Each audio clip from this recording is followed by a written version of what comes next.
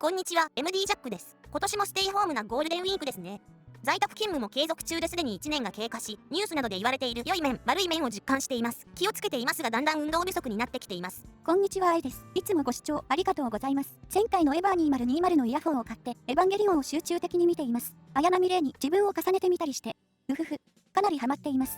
ところでジャックさん、今度のイヤホン安くないですか？大丈夫なんですか？ちゃんと聞けるんですか？だよね。同じ価格帯の KZ の EDX が出た時にそう思ったんだよ。全然期待しないで買ったんだけど、聞いてびっくり。なんじゃこりゃ、すごいじゃんって思ったわけ。だから今回の TRN、MT1 も侮ると痛い目見るよってことで、今回はこの2モデルを見ていきます。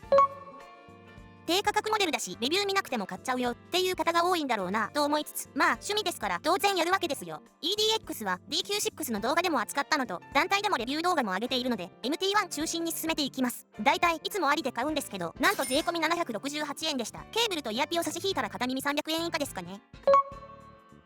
以前レビューしたダイソーの300円イヤホンを思い出したので、ちょっと比べてみました。イヤピを測定用にファイナル E タイプに付け替えても低域がかなり弱いですね。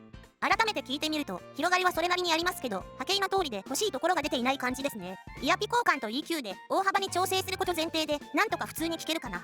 300円にしてはいいけどって感じです。多くのイヤホンを聞き続けている自分の耳が変化していることもあり、評価が以前と変わってしまいました。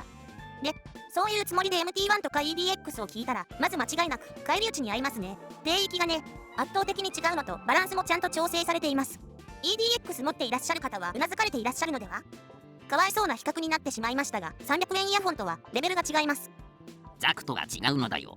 ザクとは。って誰だよあんたは。愛ちゃん警備の人呼んで。はい、呼んできます。って。愛ちゃん分かってそうだな。あの子本当に17歳か？はい、警備の人に言っときましたよ。自爆させないように気をつけてくださいって。ちょっと脱線しすぎましたね。どこへ戻っていいか分かんなくなったので、愛ちゃんちょっと頼むよ。はい、では続けますね。ジャックさんが MT1 を買ったのはドライバーに興味があったからなんですって。複合バイオセルロースダイヤフラムといって、概要は上に表示していますけど、この素材が振動板に適しているらしくて、イヤホン、ヘッドフォンでも結構使われていて、手持ちではフロン BL01 なんかもバイオセルロースを使っていたと思います。あと、シェル素材が環境に優しいポリカーボネートで光沢があって、ハウジング内の音の反射を抑制したりもするんですって。そんなこと書いてあったら、とりあえず聞きたくなりませんか？はい、繋いでくれてありがとう。その通り、さっき雑談しといてよかったわ。この特徴は入手するに十分な理由だったってことです。ちょっと愛ちゃんも聞いてごらんよ。でもう聞いてるし。なんかやばくないですかこれ。1000円以下でこんなになるんですか？これ聞いちゃうと、高いイヤホンって何が高いのか、とりあえず10万ぐらいの聞いてみたくなりますよね。10万って言ったら、このイヤホン100個以上買えるんでしょ？100個もいらないけどね。でも価格の割にノズル部が金属製だし、EDX の時の衝撃、再びという感じなんだよね。形状はエルゴノミックデザインということで耳にピタッと収まります。無線化して外で聞いた時に遮音性もなかなか良いと思いました。そうですね。愛も普通に装着できます。MT1 の薄いエメラルドグリーンカラー、綺麗です。これはお財布への負担も軽いし買いですね。今回はこの辺で終わりますか？いや、あんた勝手に仕切るのやめい。じゃあ音質比較動画いきます。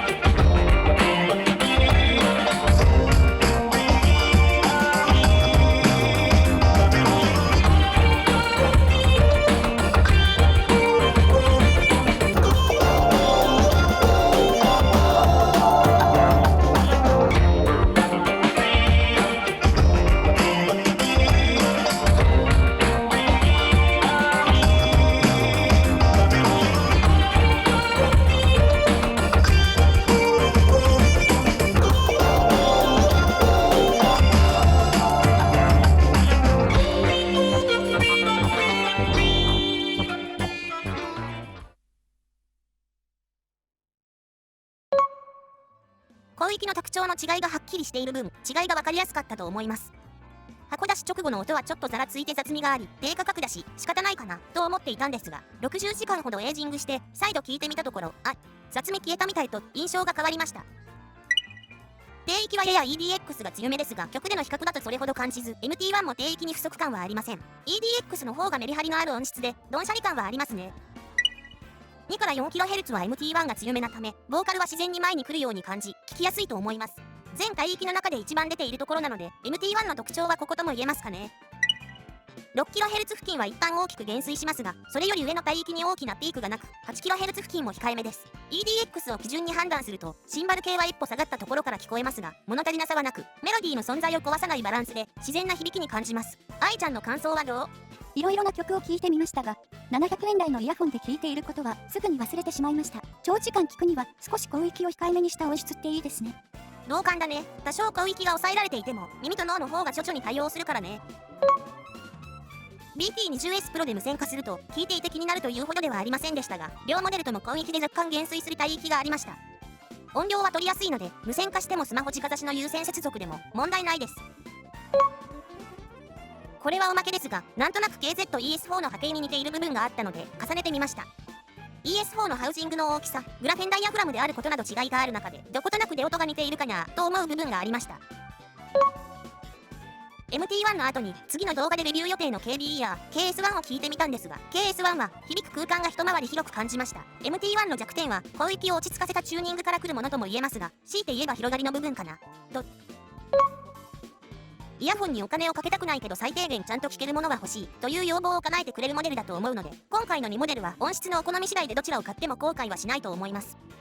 アリで買うと Amazon の半額ぐらいで買えるので、中国からの配送を待てるのであればアリでの購入がおすすめです。 MT1 も EDX も興味がちょっとでもあったらとりあえずポチりましょう。ということで TRN、MT1、KZ、EDX の比較レビューでした。ではまた次の動画で。ご視聴ありがとうございました。MD ジャックチャンネルはイヤホンレビューを音と波形た言葉で表現します。チャンネル登録お願いします。